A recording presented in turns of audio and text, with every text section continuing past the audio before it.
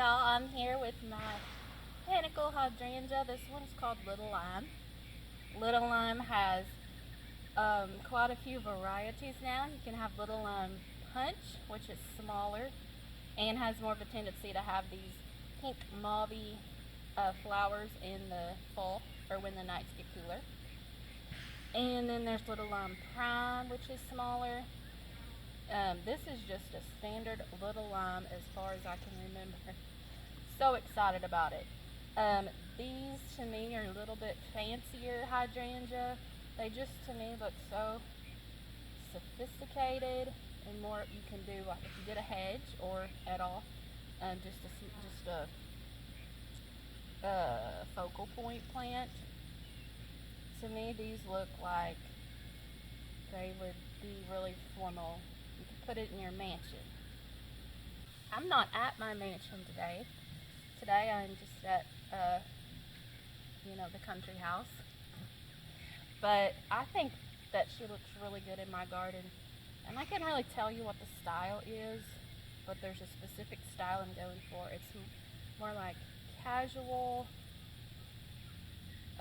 curated for whatever I want it to be, which that's not a style anyway. Country, southern, but a place that you feel comfortable in and you don't feel like you're just going to mess it up, So I think this one fits in pretty well.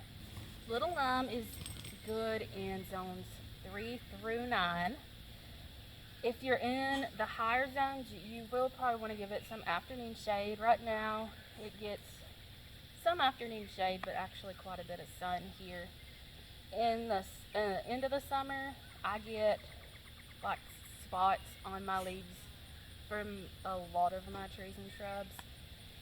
Just the humidity and the heat, it stresses them out. Usually it's like a fungus, and I don't stress too much about it. If you see, like there's already a few small ones here at the beginning of July. But this is what she looks like July 5th, and just gonna get more and more of these blooms. I do prune her. This one blooms on new growth, but in the late winter, fall, kind of whenever you want to, but not like during a drought in the middle of summer. But I'll prune it a third of the way back, and then that makes more flowers come out, so you get more blooms that way. Hey y'all, this is my pufferfish. This was her first year to bloom, and I'm super excited about it. Pufferfish is one that I've been so excited about. Has these lacy, airy leaf clusters, and this is their first time to bloom, like I said. As she gets older, you won't be able to see much of the green at all once she's in full bloom. It'll just be mostly blooms. Pollinators love these kind of Panicle hydrangeas that I'm going to show you today. You'll see pollinators all the time out on these. This one I think is a zone 5 through 9. Again,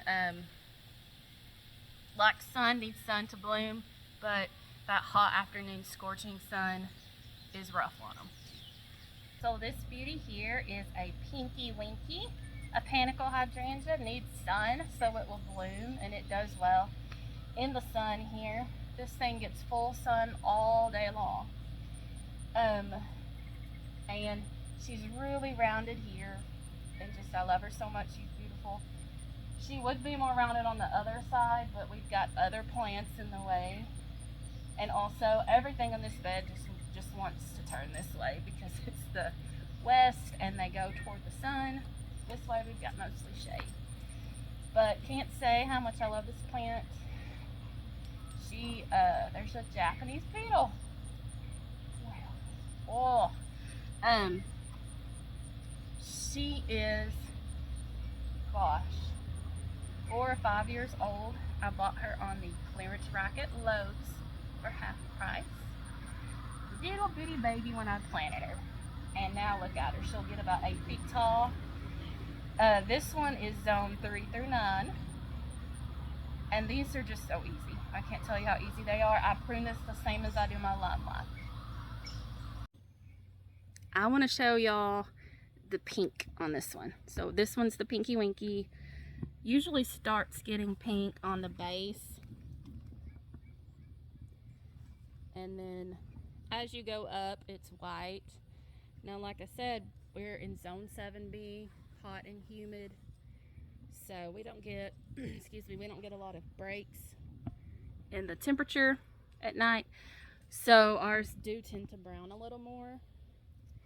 This is what a newer one looks like. See how white that one is? And then like this is an older one. Look how big this is. Jeez. Anyway,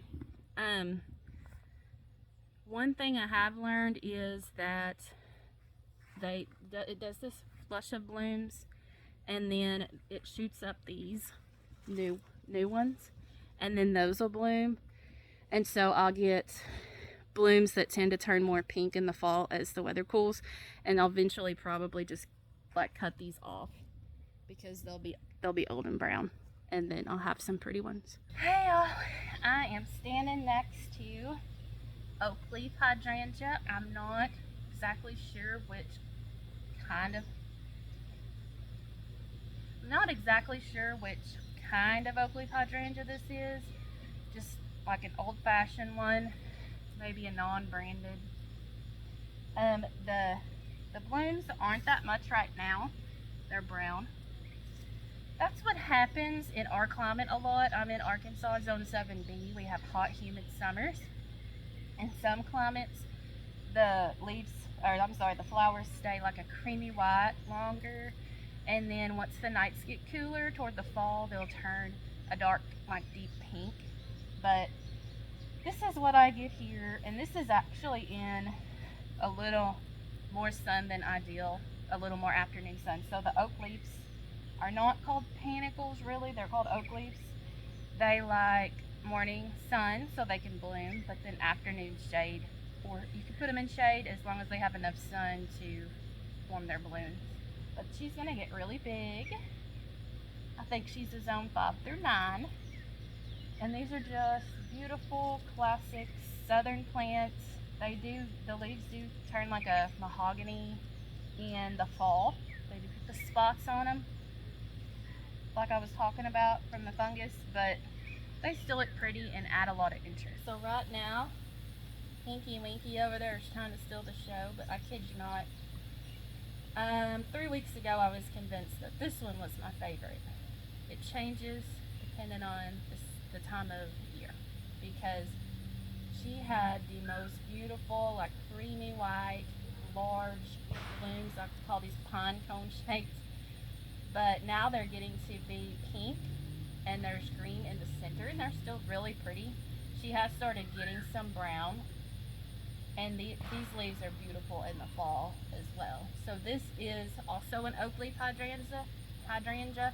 You notice the shape of the leaves here. I love it. They'll scorch if they get in that hot afternoon sun. She's really in a really good position where she'll get morning sun all morning, and then she'll be shady in the afternoon with a little bit of dappled later on. So loving life over here. One thing about the Oakleaf Hydrangeas is they have that really pretty peeling cinnamon bark for winter interest when their leaves fall off as well. So they got interest all year round. This is Ruby Slippers. So this is a dwarf variety of Oakleaf Hydrangea. It's going to be shorter. Also going to be hardy in USDA zones 5 to 9. All right, y'all, that's it for me. I hope you have a great week, and I have enjoyed so much showing you my hydrangeas, talking about them. I'm just excited how they're coming together. This has been like 5 years in the making, if not more, for my hydrangeas for me to get some that I really wanted, and then for them to get so mature and be doing so well. So thank you to all the other influencers I have watched for pointing me in the right direction of which varieties to get, and thank y'all for coming along for the ride. Hope y'all find some beautiful hydrangeas. Again, they're just so easy, you gotta have them. Have a great week.